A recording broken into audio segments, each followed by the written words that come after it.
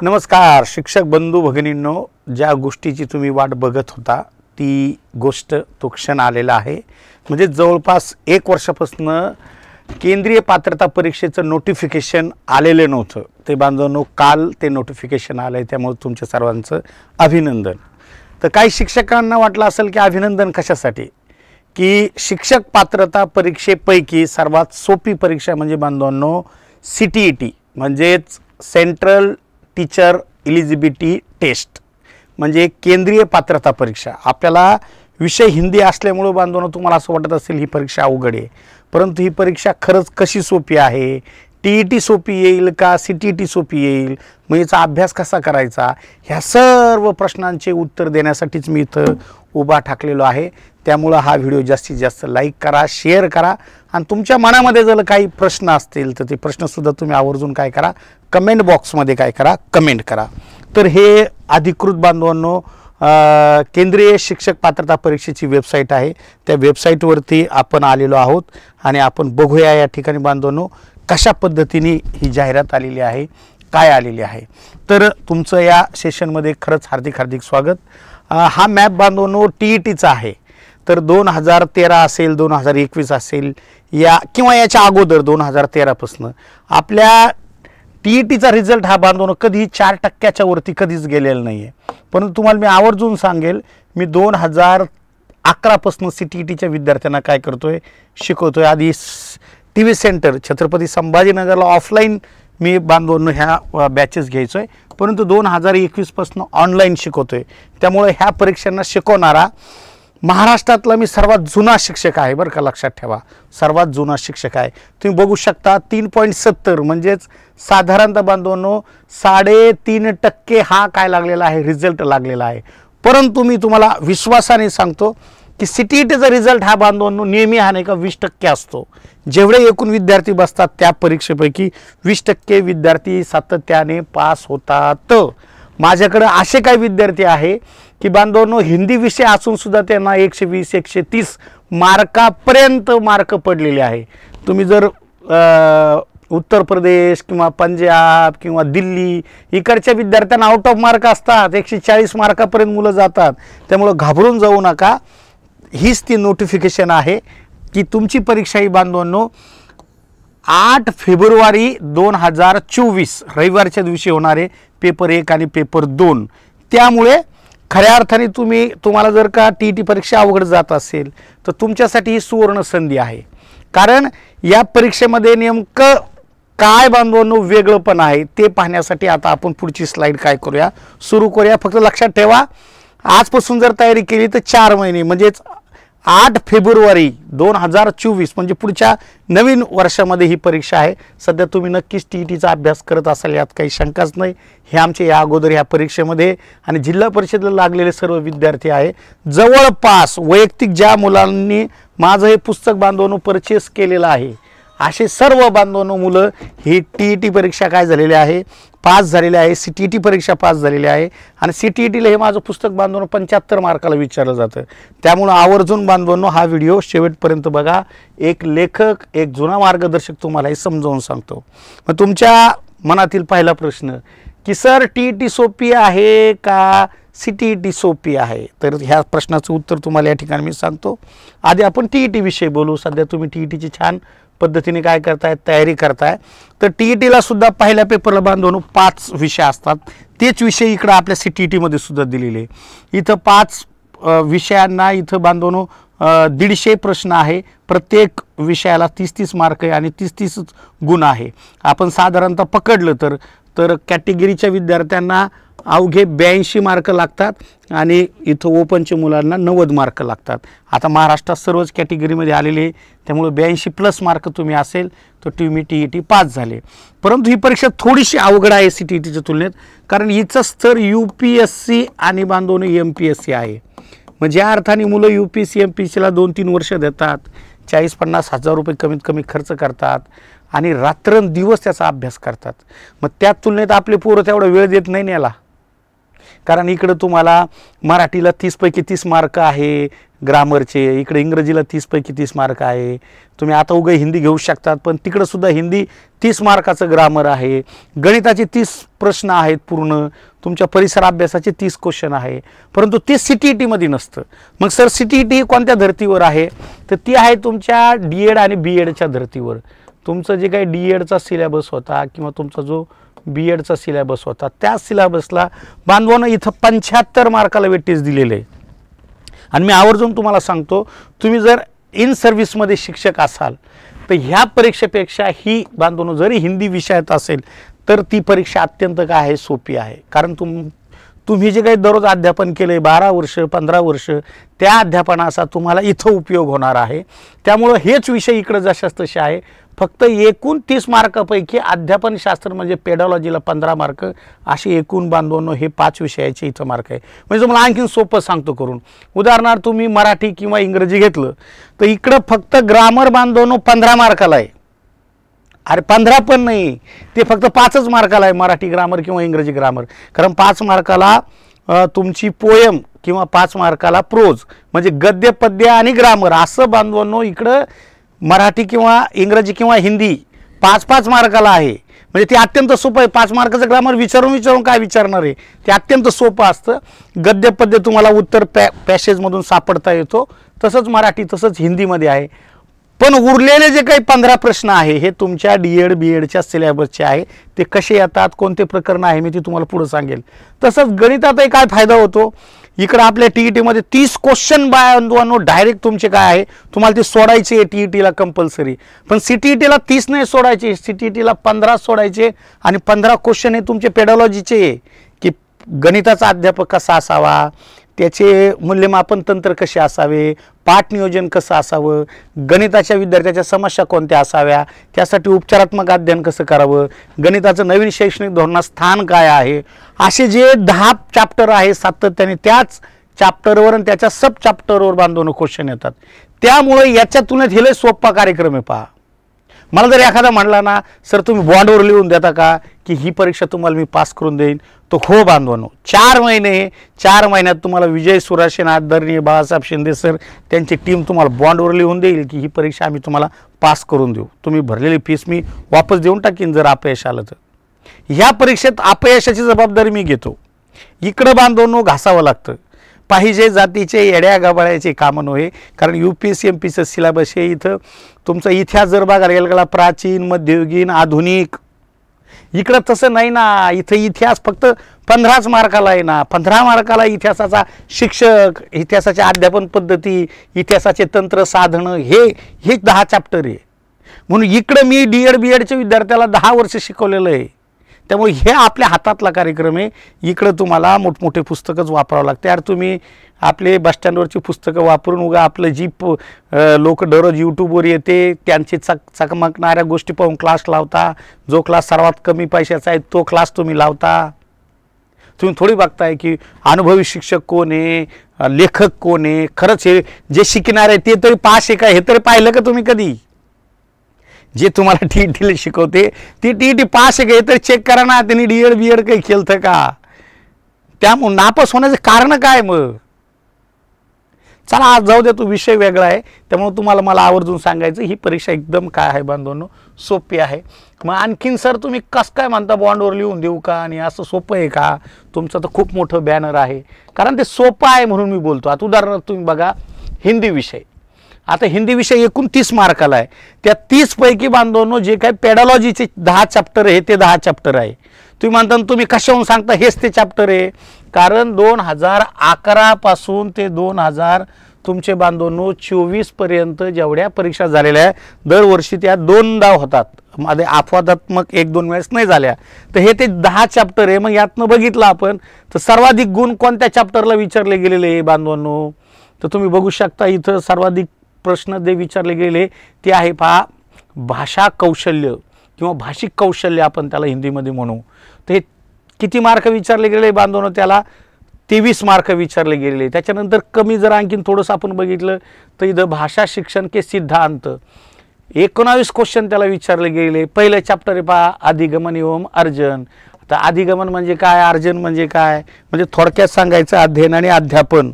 अध्ययनची प्रक्रिया असते आपली D.Ed. B.Edची, ती प्रक्रिया इथे विचारली गेलेली आहे आणि त्याचे काही वेगवेगळे सिद्धांत वगैरे सुद्धा सांगितलेले आहे. तर आम्ही काय केलेलं आहे, आपल्या मुलांची भीती दूर करण्यासाठी एका बाजूला आपलं हिंदीचं कंटेंट असतो आणि तोच इकडं मराठीमध्ये ट्रान्सलेट केलेला असतो. कारण आता मी मानसशास्त्राचा शिक्षक आहे, मी मानसशास्त्राचा लेखक आहे, मला माहिती आहे ना सर्व शास्त्रज्ञ काय सांगतात, तुम्हाला जर कमी वेळात जर यश संपादन करायचं असेल तर शिक्षण हे तुमच्या मातृभाषेतून तुम्हाला मिळालं पाहिजे. प्रथम सर्व तज्ज्ञांनी सांगितलेले मातृभाषेवर. आता नवीन शैक्षणिक धोरणात सुद्धा NIP 2020 सर्वाधिक भर किंवा आपण त्याला फोकस हे मातृभाषेवर केलेला आहे. म्हणून बांधवांनो आम्ही मातृभाषेला सुद्धा स्थान याच्यामध्ये दिलेलं आहे.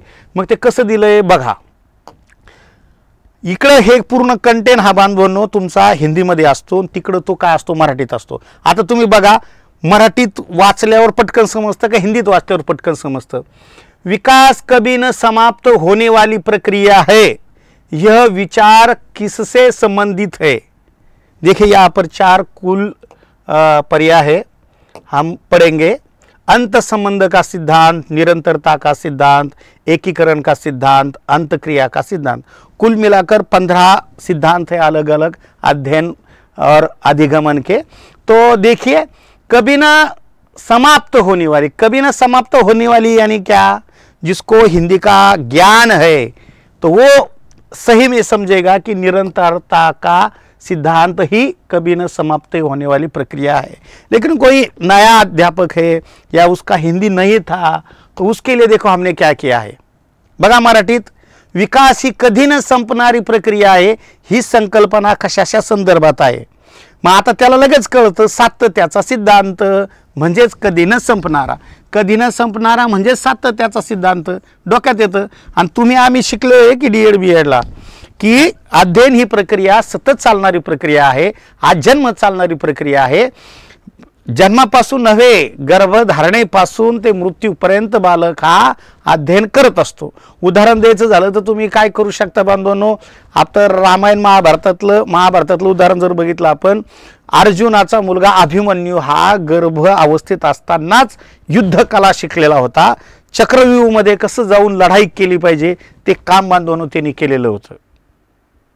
मग जर का ही संकल्पना अशा पद्धतीने आपल्याला समजली तर बांधवांनो लगेच लक्षात येतं ते. आणि एकदा दोनदा 1 महिना पुष्कळ झाला तुम्हाला एकदा आमच्या सगळ्या नोट्स वाचायला की सातत्याचा सिद्धांत म्हणजेच काय, निरंतरता का सिद्धांत, विषय खलास. आणि नोट्सही खूप छान अशाच बनवलेल्या असतात. बघा महाराष्ट्रात नाही भारतात अशा मातृभाषेत तुम्हाला कोण देणार नाही, इकडे हिंदी आणि इकडे मराठी.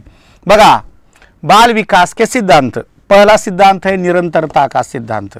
इस सिद्धांत के अनुसार विकास एक न रुकने वाली प्रक्रिया है, जैसे शारीरिक, मानसिक, सामाजिक आदि का संपूर्ण विकास इसी निरंतरता के कारण भली भांति संपन्न होता है. उदाहरण गर्भधारण से मृत्यू तक.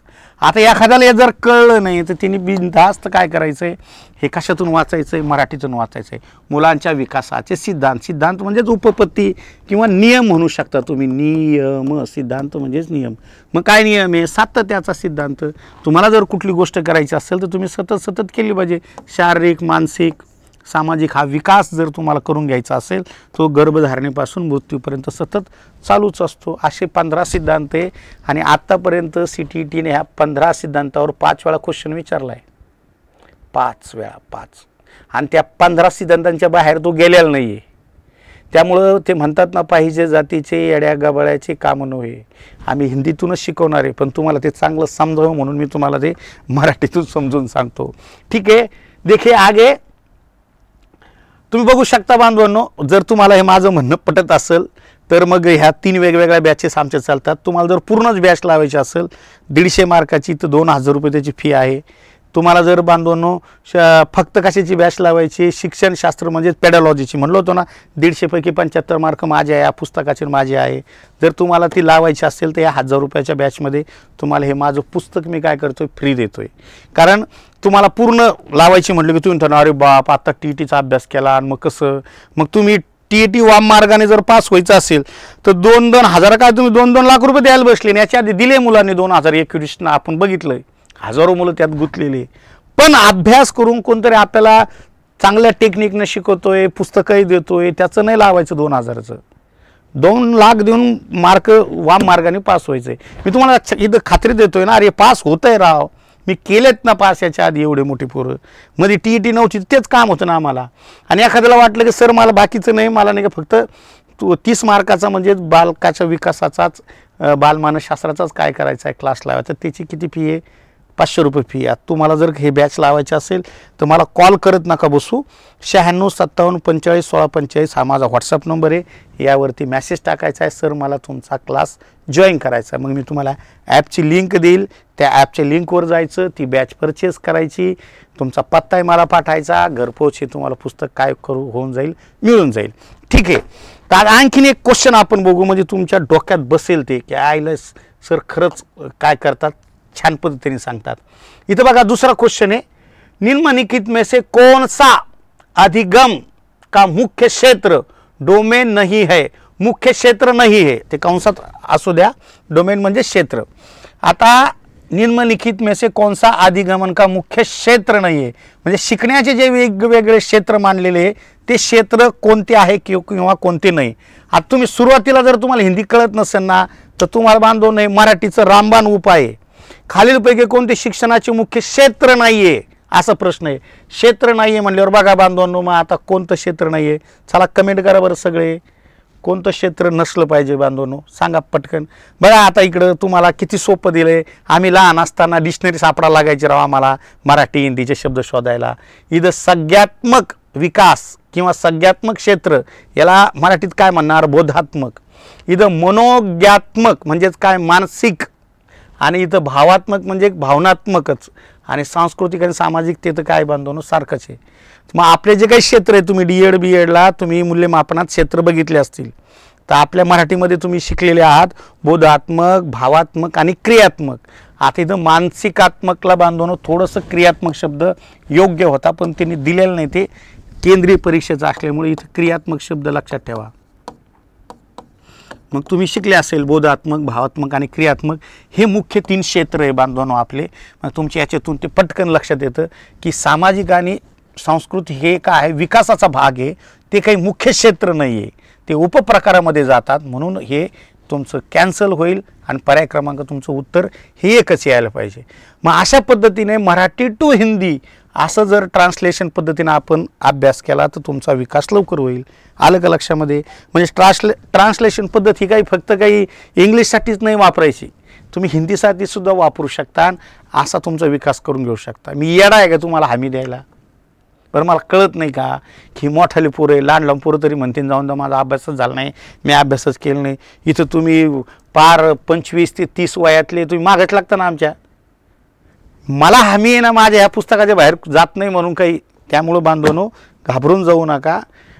तुरंत तुम्हाला जर TETची भीती वाटत असेल, काहींनी TETचे फॉर्म भरले नसेल, तर हे फॉर्म भरा. आता नोटिफिकेशन आलंय, आधी अभ्यासाला लागा, चांगले संदर्भ ग्रंथ ठेवा. आणि आपल्यासोबत आहे की बाळासाहेब शिंदे सरांची टीम आहे जबरदस्त. आलं लक्षात? आणि मी काही लहान नाही आहे, बुट तुम्हाला उंचीने दिसत असेल.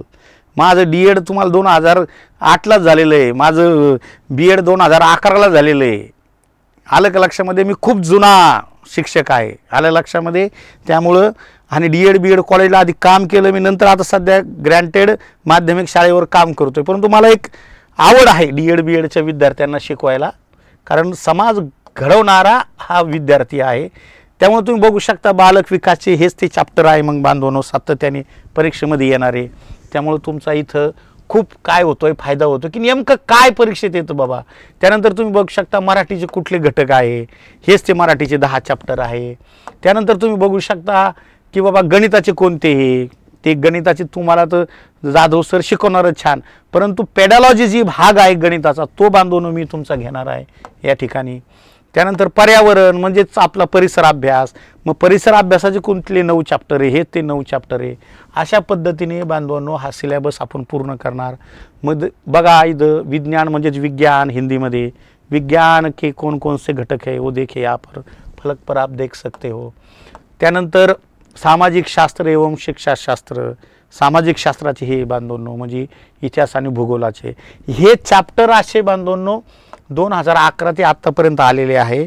तेव्हा बांधवांनो लेकरं पास होतात आणि आम्ही असं छाती ठोकपणे असं लावतो की हे लेकरं आमचे यशस्वी झालेले. 2000 काय म्हणू आपण त्याला 19 नंतर परीक्षाच झाली नव्हती, मध्ये डायरेक्ट 21ला झाली. 21च्या नंतर बांधवांनो परत डायरेक्ट ती 24ला झाली. त्यामुळे ही परीक्षा खूप कमी अधिक वेळेत होतात. तुम्ही प्रूफ पाहू शकता. जे दिलीप सहस्त्रबुद्धे आहेत ज्यांनी TET सुरू केली होती 2013ला, त्यावेळेस मी त्यांना पुण्यात जाऊन भेटलो होतो की TETचा अभ्यास कसा करावा, मी लेखक आहे, माझ्या पुस्तकात मी काय मांडलं पाहिजे. तर ह्या व्यक्तीने मला आवर्जून त्यावेळेस मार्गदर्शन केलं. तर मी आपल्या क्लासवर सुद्धा संभाजीनगरला त्यांना बोलून घेतलं होतं. त्यानंतर ज्यावेळेस टेट आली म्हणजे अभियोग्यता, त्यावेळेस सुखदेव ढेरे सर हे संभाजीनगरचे उपसंचालक होते. त्यांचा मुलगा आमच्या क्लासला होता.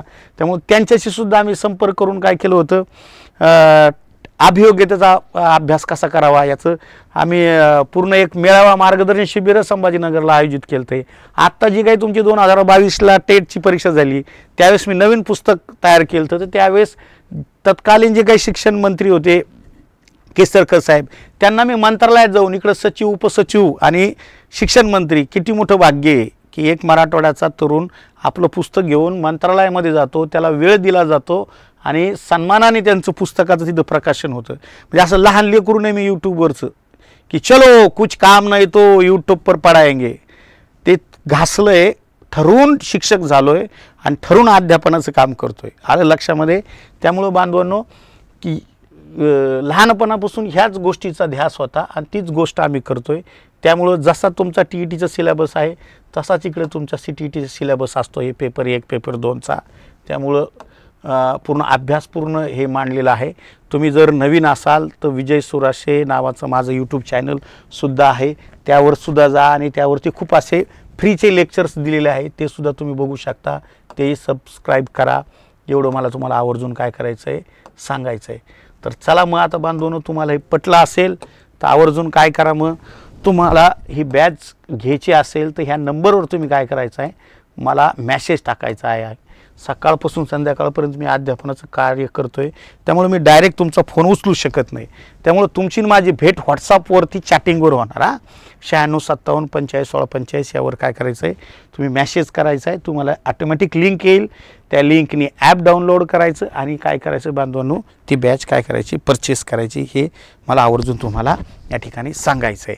TETचा अभ्यास कराच, पण TETची भीती वाटत असेल तर CTET मात्र काय करायची बांधवांनो, क्रॅकच करायची, त्यात काही शंकाच नाही. एवढं बोलून थांबतो. जय हिंद, जय महाराष्ट्र.